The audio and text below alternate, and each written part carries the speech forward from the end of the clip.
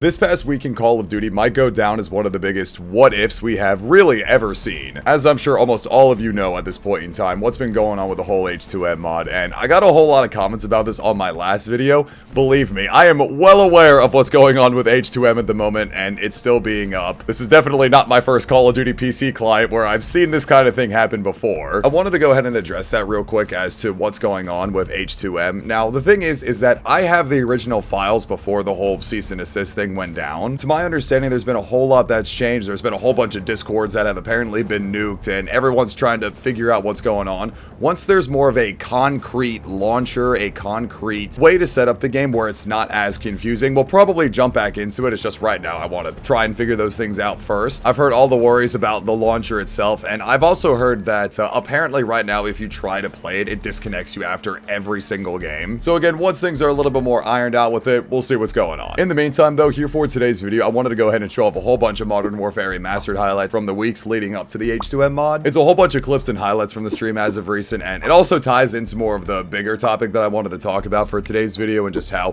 2016 was such an underrated year for Call of Duty. I'll go ahead and let those highlights play out, and then we'll jump into some MWR. Dragon of.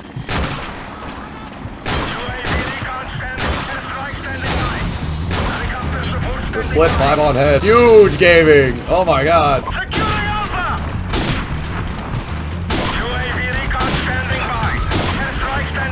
Huge quad feed. ×2. Like, you don't need a VPN. Like, sure, it might help, but it's not a necessity. I snail shotted the 50. I am actually so terrible at this game. I'm gonna feel a little bit better now, so.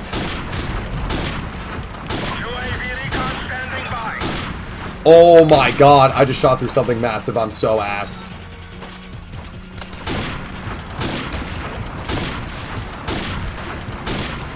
And then the split 5 on. Look at him, man. Real devil kami. Real spacebar to aim devil kami. Unbelievable. Also, it's the fact that I still use my spacebar to aim. Yes. Yeah, there it is. There he is. That's the man I know.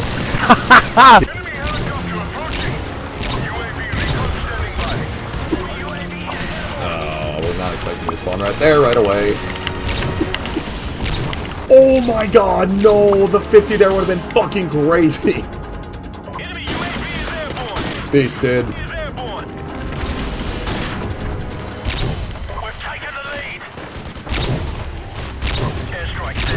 Oh my goodness. Oh my, what the hell? Where did my shot go, dude? What the? That I'm actually really excited for, because one of these days I'd love to have the Infinite Warfare mod. That would be very fun. I would have absolutely thrown up if that no-scope hit. And Juggernaut. Awesome. Thank you. Oh, be careful, be careful. One on B in my claymore. There's 2 of them here.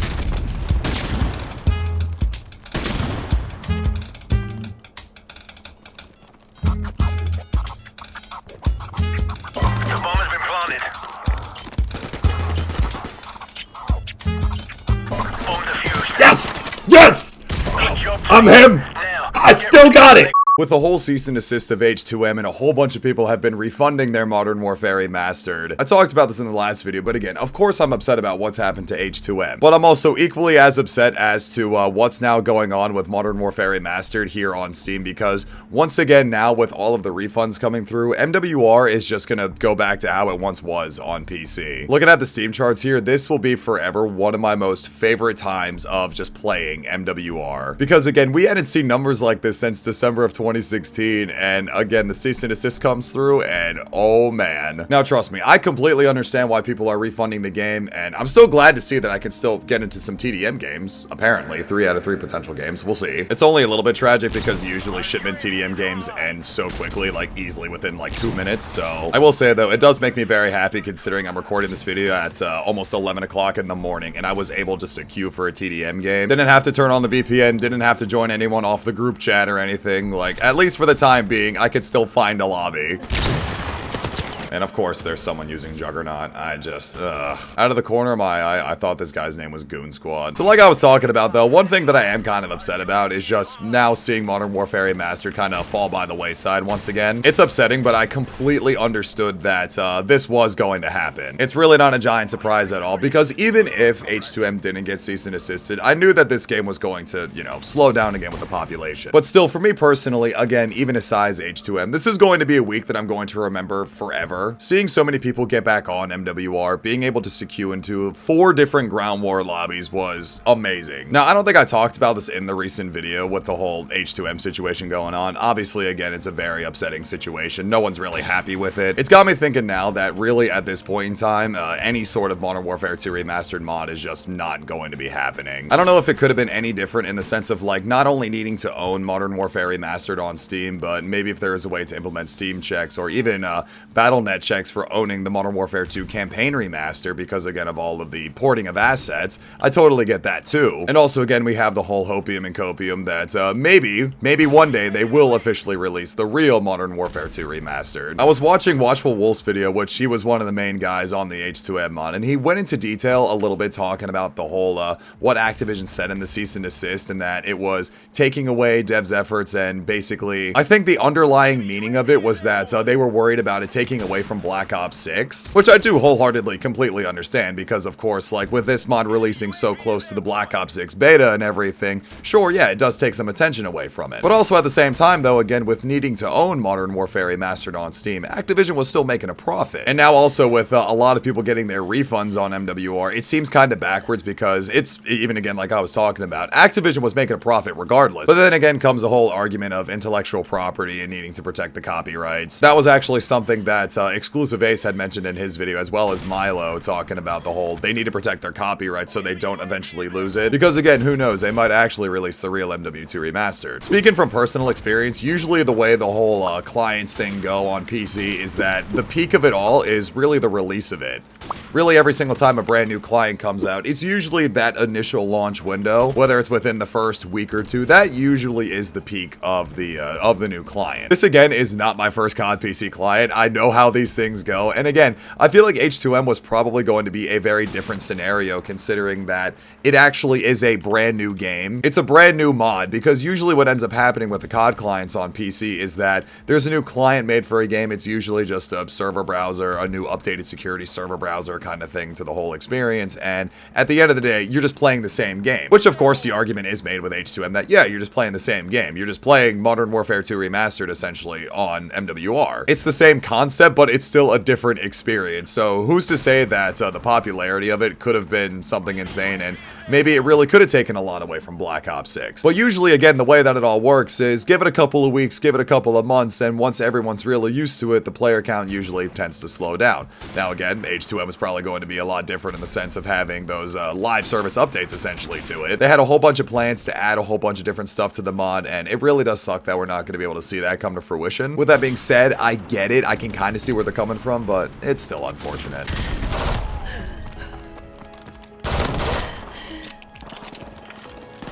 UAV recon. Airstrike standing by. Helicopter support standing by. Our UAV is on mine. Little bit of a streak there, right there at the end of the game. This game feels so good to play, man. Oh, I love it. It again makes me so sad that MWR is just gonna fall by the wayside again on PC. What also really was a whole lot of fun over the past week was actually seeing a nice resurgence in the whole H1 mod. The H1 mod for MWR is now 2 years old, which, yeah, that makes me feel some kind of way. Because once again, of course, it leads into the conversation of, man, I really wish I was playing this on PS4. And then it gets me thinking again of just how Call of Duty was in 2016 at the time. I really don't want to talk about the fact that 2016 was almost 10 years ago at this point in time, but thinking back to 2016, 8 years ago at this point in time, it was the last time the world knew peace with Pokemon Go, but also at the same time, we were getting ready for Modern Warfare Remastered, and I truly do believe it was one of the most underrated and underappreciated years of Call of Duty, because we got 2 banging games. I know, hindsight, Infinite Warfare. Obviously, we all know what happened with Infinite Warfare. not a lot of people really wanted that game. A lot of people were very sick and tired of the jetpacks at the time. It was a bit of a dividing year with the player base and everything like that. You had one half that focused on MWR, the other half that focused on IW,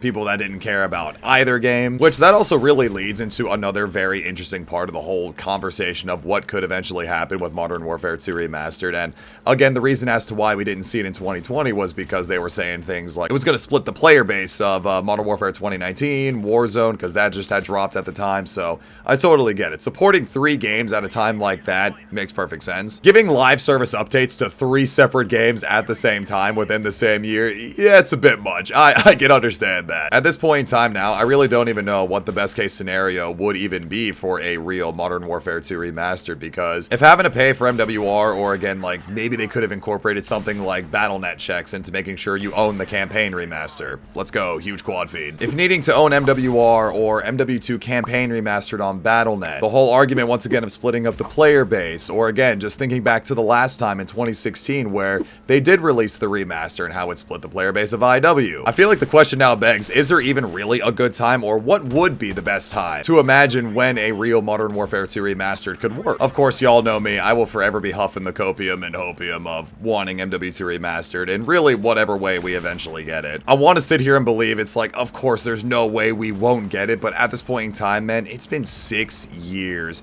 since we heard even the initial rumors of it. A part of me will forever have that doubt in the back of my head, like, there's no way they're just content with doing only the campaign. They know what they have up their sleeve with MW2 Remastered.